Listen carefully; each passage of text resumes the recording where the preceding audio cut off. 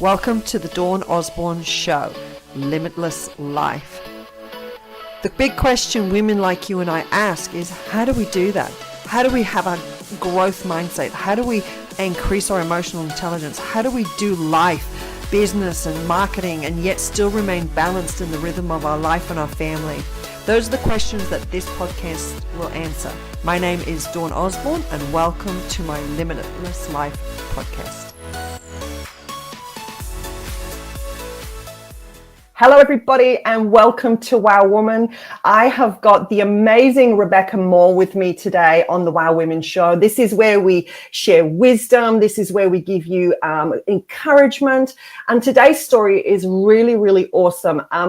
We've got Rebecca. She went from having I won't burst her bubble. I won't burst her bubble or steal her thunder. I'll let Rebecca tell the story. But hello, Rebecca. How are you? Hello, Dawn. I'm well, thank you. Thank you for having me on your show. You're welcome. I'm looking forward to hearing your story and your wisdom. So how it works with Wow Women is what we do is we get a little bit of the story about how Rebecca went from not being an author to be an author and a very successful freelance writer. So if we've got any writers or bloggers out there, this podcast or this, if you're watching this live or replay, this is going to be really good. So I'm encouraging you to stay tuned to the end because Rebecca's going to share some real nuggets with us, some real wisdom. So Rebecca, let's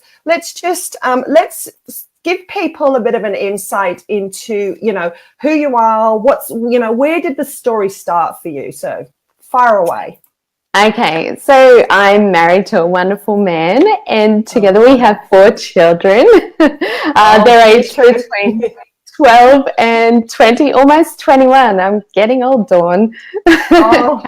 We're whippersnippers. Snappers, that's right. Whatever we're that young. Is. We're definitely. Young. We're young-hearted. That's right. We'll always be young. Hey, we're women of wisdom. You see, we're women of wisdom. So that's that comes with maturity. Wisdom comes with maturity. That's what I right. We've got years on our side, and it's a good thing. It is.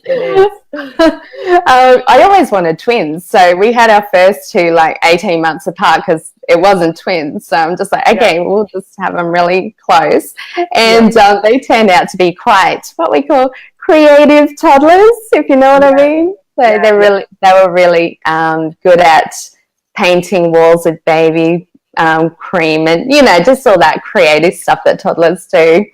So then I always wanted 4, so we waited a few years before we had the next 2 because the first 2 were so full on, and they got to school, and then we had another 2, and they were 19 months apart, and they were also creative toddlers, so it was good I had that breakdown.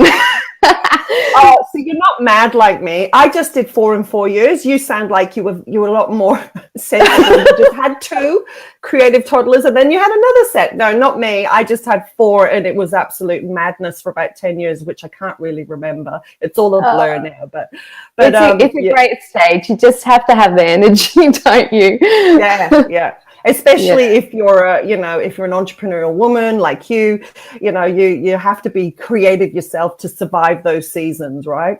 Oh, totally. That's right. And you just, it's character building. Let's go with that. Yeah, absolutely. So tell me where your journey started with becoming an author or a writer, all this awesome stuff. Tell us the beginning of that. Yeah, well, my parents are pastors in the Salvation Army, and thankfully they love reading and they love they love reading and telling stories. And so I grew up with lots of stories and just took on this love for writing. And when I was in high school, I had an English teacher tell me, he said, "Rebecca, one day you'll write a book." And I was like, great. But in my mind, I'm thinking, okay, when I'm retired, once I've got, years on my side and time, I might write a book when I'm retired. But it was really important that, it was lovely that he said that to me because it gave me the confidence to think this is something that is possible for me to do. And he obviously sees that I could probably do that one day. Anyway, so I spent years doing lots and lots of writing, hiding it in my drawer, on my laptop, just wrote stories and stories, and never did anything with it. 10 years ago, we moved up to the Sunshine Coast and we bought a block of land, and everything was looking really lovely. And then the global financial crisis hit, and we hit some really rocky times with finance. So once I got my 2 younger children off to school, I went out job hunting, and it was a bit scary after being a stay-at-home mum for so long. I was also studying at the time, studying creative writing, but no one would give me a job, Dawn. So I know, in the writing sphere, is that we anything. Well, I've been out of the workforce for so long, but there was one person who gave me a job, and that was as a swimming instructor. Now, that was really funny because I'm not a swimmer, and the door was open. So I said, yes, why not? It's the only door. Oh my gosh, that's hilarious. So hang on a minute. You're not a swimmer, and you're hired to teach people to swim? Yeah. That's a funny thing.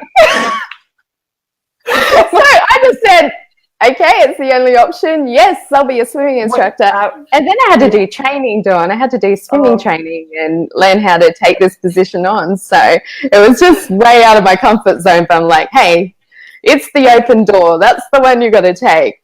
That's a real fearless moment right there. Like, just faith. Just pure faith. I'll just wing it. I'll just get in there and do it. I love that already. That's so good. It was so out of my comfort zone, but I learnt to love it. And I taught babies and toddlers how to swim, which I loved. I love little children. And it also taught me confidence because I had to present in front of groups of people and sing the little swimming songs together and all that kind of stuff. So I ended up just loving it. And then our finance problems continue to escalate to a point where one day Tony and I just hugged each other and said, well, at least it can't get any worse than this. Famous last words, Dawn. The week later, what happened? I was involved in a head-on car collision at no fault of my own. And it was quite a serious car accident. I was knocked out, and as I came to, I just felt like God was saying, things are going to be different for a while, but everything's going to be okay. And I sustained long-term injuries from it, which was very difficult. And it was like 2 weeks after the car accident happened, we were watching the news, and this is how bad it was. A car accident was on the news, and it looked exactly like my car and my impact on my car. It was the same color, same kind of model and everything. And I said to Tony, what is my car doing on the news? And he said, that's not your car, Beck, that's another one. I said, it looks just like my accident. And then they said that the driver of that car didn't survive. So the blood just drained from my face at that moment. It was a real, shock for me to realize I had survived something that someone else hadn't. And that was a real turning point for me. Going back to the accident, leading up to the accident, I was listening to a new CD in the car, and it was Our City. And the songs that were playing, the first one said, though I don't know what's up ahead, I'm never letting go. And the second song that I was listening to, just before the accident, it's called Hospital Flowers.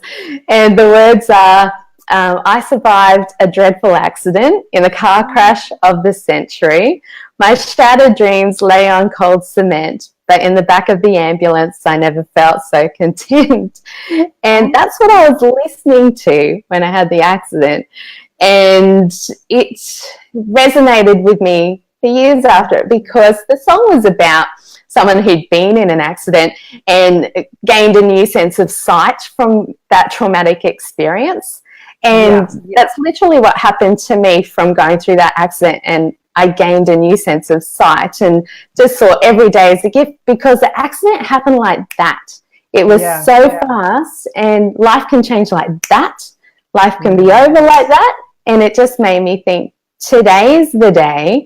I can't wait until I'm retired to do what is on my heart to do. That's a long way off. And today is what matters. I need to use my gifts now while I'm a young woman And yeah, like that young woman thing, Dawn. Yeah, we're young. Yeah.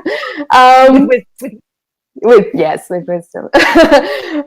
Yes, and the other funny thing that happened, which I can say it's funny now because it's 7 years on from the accident, was my car accident actually occurred out the front of a publishing house.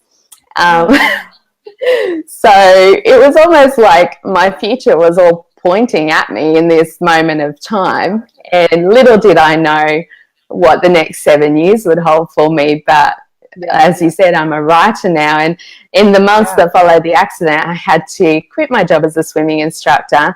But while I had to give something up, I gained something, which was opportunities to write and be published. And I said yes, because this moment matters, and this was an open door. And so I took these opportunities. I was actually asked by my swimming boss to write a monthly column for Christian Today Australia, which I'm still writing now. I was also asked to write for a local magazine. And since then, I've written for a lot of other publications and released a book and things, which at the time I did not know was going to be happening. So I just learned to say yes. Yeah. Wow. That's a story. Oh my God. Do you know what? I'm the thread that I'm catching in the whole of your story is that it's almost like your destiny was predestined. Like I'm hearing you, and it's like the teacher at the beginning, he's spoke into your life and said, oh, you're going to write a book one day. And I'm thinking at that point you were like, okay, yeah, whatever, because you hadn't caught up with, your purpose or your destiny. You were just hearing this.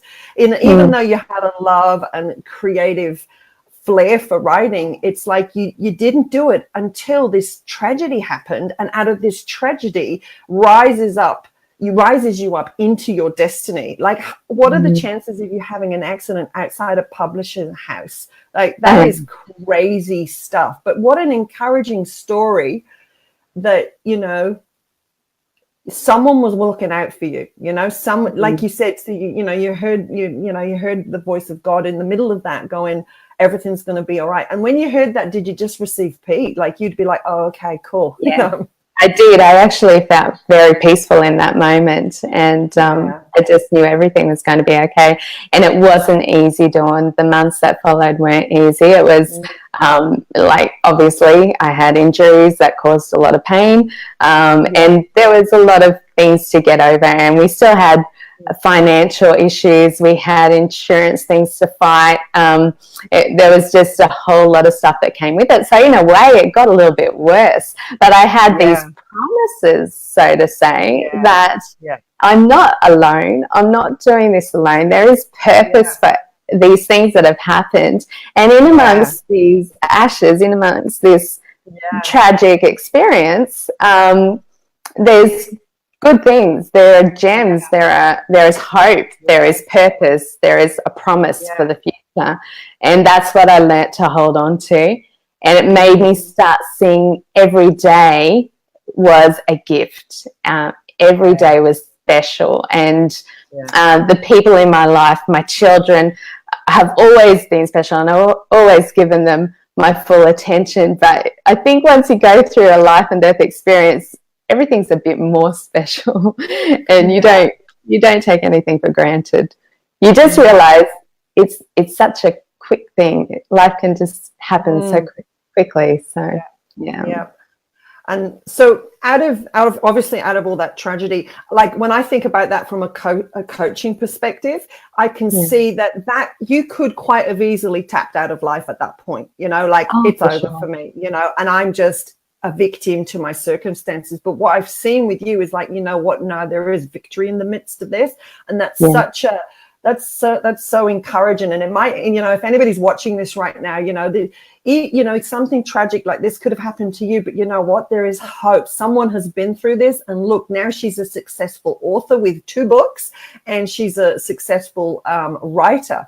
And so, there's hope for you guys. If you know someone who has been through some sort of tragedy and they're feeling a victim to it, send them this podcast. Listen, send them the replay of this. Let them be encouraged just by hearing Rebecca's story. So, Rebecca, tell me now. So, you obviously you went into out of your accident, got a little bit worse, and then you started writing. Tell me, so you published a book. You're a published author. Tell me what happened with that. Yes, so I just wrote, I'd written over numerous years, and my husband actually organised for my book to be published unbeknownst to me. So, yeah. To powerful women. Yay! That is great. We need more of those type of husbands. Yeah, because I tend to be like, I'll do that one day, great procrastinator. But I think the accident was a really good kick up the pants for a procrastinator. It's like, no, stop procrastinating, do it now. Yeah. And so that opened up a whole new phase of doing book promotions and being courageous to go and talk to people about it, and it's all stretching and it's all good. Yes. So yes, and so what's your first book about? This is my first book called First to 40, and it's a compilation of, so it's written from the heart of a busy mum, and so busy mums will probably appreciate it most. And they're written in small, short stories that you can sit down and have a cup of coffee and read a short story, which will give you hope and encouragement, just give you that little refresher to keep going through your day, a little pick-me-up. And, so these books are books of encouragement and hope for busy mums and busy women. And even then, I've had feedback from men who have read it and just said, I really enjoyed your book, Beck. Thanks for writing it. So that's lovely. All right, let's get to the exciting bit. I really want to hear some wisdom that you have. So so Rebecca's going to share 3 pieces of wisdom right now. So tell us, what is your number 1 wisdom tip today? Okay, number 1 today is the gift. So don't put off, the old saying, don't put off tomorrow what could be done today. Well, it doesn't mean go crazy busy and get everything done today. It's enjoy today. Enjoy the people in your life today. Enjoy your gifts and use your gifts today, because if you're too scared to use your gifts, then somebody's missing out on receiving what you are giving through your gifts. So, yes, just enjoy today, use what you have today to bless others and be blessed by others. Yeah, that's excellent. Love that. All right, let's have a look. What's number 2? Number 2 is push through your fears. So, because, yes, and I am constantly doing that. I don't think stretching is easy, and going outside of your comfort zone is not an easy thing. But you have, like I said, we have today, and we just have to push through that and do it regardless. We just have to go, okay, I'm scared or I'm nervous or however we're feeling, but I'm going to do it regardless because I've got today to do it. So it's about pushing through your fears and just grabbing that moment and going, what have I got to lose? Honestly, like some people love it, some people might not. But I'm going to do it because it's on my heart to do. So push through the fears, and once you've done it, you'll realize that you're stronger for it. I often describe fear as the giant that stands in front of your gate of opportunity. And no matter, if you're going into anything that it looks like an opportunity, there is always going to be a giant. And it's you either push him out the way and keep going through, or he will hold you there and you will become, stuck. And you're just looking at your opportunity from a distance, but you're too fearful to bang straight through there. So I like that. I completely love number 2. Push through your fears, everybody. And you need your fans, you need your friends around to kind of, you say, oh, I really need you to, be there for me. I'm going to do something that's uncomfortable. And you need those people in your life that go, yes, do it. This is good. But also those people who say, maybe not do that, but you'd be better at doing this, So, have your people around you. Yeah, no, that's awesome. That's awesome. And that's so true. We need our cheerer honorers, We definitely, do. especially Yes. when it gets tough. Yeah. Yes. Okay, let's have a look. What's number 2? No, sorry, number 3. Number 3 is look for the gems in each day. So Okay. there's a verse, the joy of the Lord is my strength. So if you can find joy, and look, we have seasons in our life that are really, really hard. And even amongst Yeah. those seasons, there is always something that is a gem in your day. And it might be as small as a flower that you see, or a beautiful sunset, or looking in your children's eyes, or watching them sleep, or just something that speaks to your heart. And even if it's just a verse that you put on a sticky note and stick on your mirror, hold on to that during the hard times. Whatever you can hold on to, look for the good and spend your energy looking for good, because there's so many bad things that are easy to spend your energy on. And that's easy. It's easy to get worried. It's easy to be burdened by bad things. But if we put our energy into looking for the good things in life, and in our day, as small or as big as what they are, then we end up carrying this joy with us because we're looking for it. And I guess great pieces. Simple but very profound. If you can actually apply those, your life will be a whole lot easier. So Sorry, Rebecca. And enjoy the funny things too. Like, I guess that's where my writing comes from, is finding the joy in the real life experiences, and even embarrassing situations and things. Like, just laugh at yourself and carry that laughter and joy with you, and don't be embarrassed. You silly things, just be humoured by it. That's it. I totally, I think if you can laugh at yourself, everything else is okay. If you've made a mistake and you can just laugh it off, I think there's wisdom in that. I don't mind taking the mickey out of myself, because I know someone else is gonna, so I just get in first. I have so many opportunities to laugh at myself. It's embarrassing. Yeah, I'm hilarious. So good. That's awesome. That's awesome. To tell me one more thing, I would obviously some people are listening to your story, and obviously you're an awesome writer. How can people find you, Rebecca? Are you there? I think we have a technical glitch. Can you hear me? Okay, are you there? You can. Yeah, I can hear you. So tell us how we can find you and your book, all that kind of stuff. Yep. So on Facebook, I have a page, Rebecca Moore Author, and I also have a website, RebeccaMoore.life, and you can find a lot of my articles on there. Okay, awesome. And what I would love to do, if you can, this Facebook feed, if you can put a link in the comments, and that would help everybody. And if you're listening to this on podcast, then by all means go back to the Facebook Live on my Facebook page, Dawn Osborne, and you will be able to hear the full interview with Rebecca, and you can be able to see the links. So I think we're having a teeny weeny technical glitch in here, but I just want to say thank you, Rebecca. That was absolutely awesome to have you. I love listening to your story, and I'm sure your wisdom has helped some of our listeners and watchers today. So thank you, Rebecca. And thank you, John. Thanks, guys. No, you're welcome, guys. If you love this, share it, or if you're a budding author and you want to drop Rebecca a message, please. I'm sure she wouldn't mind. She's an amazing woman. I'm sure she'd be happy to help. Maybe that's what you should go into, Rebecca. Maybe you should help people write books. Do what you do. Always, they want to contact me.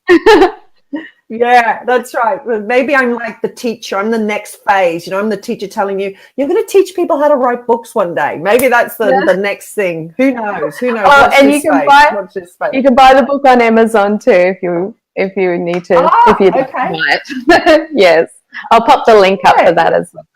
Yeah, that'd be great. That'd be so good. All right, Rebecca, you have a super blessed day, and thanks everybody for listening and watching. We will see you next time on Wow Women.